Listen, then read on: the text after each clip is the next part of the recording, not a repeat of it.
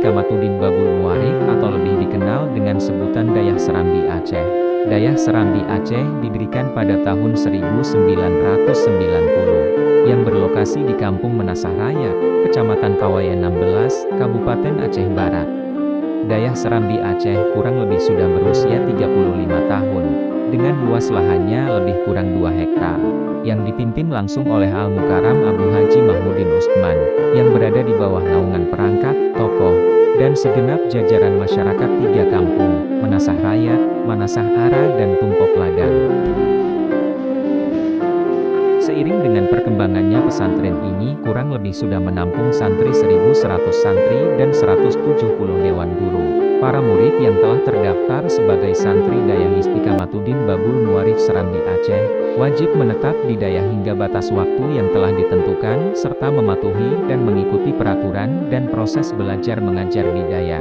Hampir seluruh dewan guru yang mengajar di Dayah Istiqamatuddin Babul Muarif Serambi Aceh dihasilkan dari lulusan Dayah ini.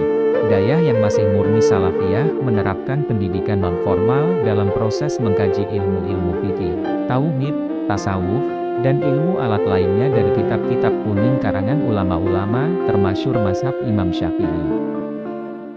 Sarana dan prasarana yang dimiliki Dayah Serambi Aceh guna menunjang proses belajar mengajar dengan fasilitas yang memadai, dimulai dengan 1 kantor sekretariat, 1 mes permanen, 33 ruang belajar,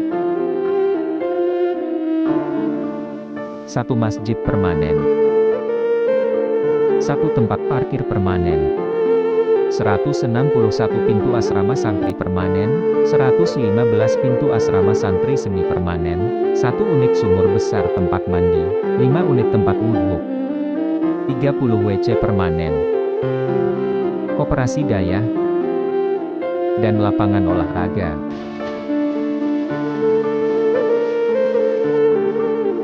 Oleh karena itu, Dayah Serambi Aceh membuka peluang bagi kita semua untuk mendaftarkan diri dan anak-anak kita di Dayah Serambi Aceh, yang berlokasi di Kampung Menasah Raya, Kecamatan Kawayan 16, Kabupaten Aceh Barat.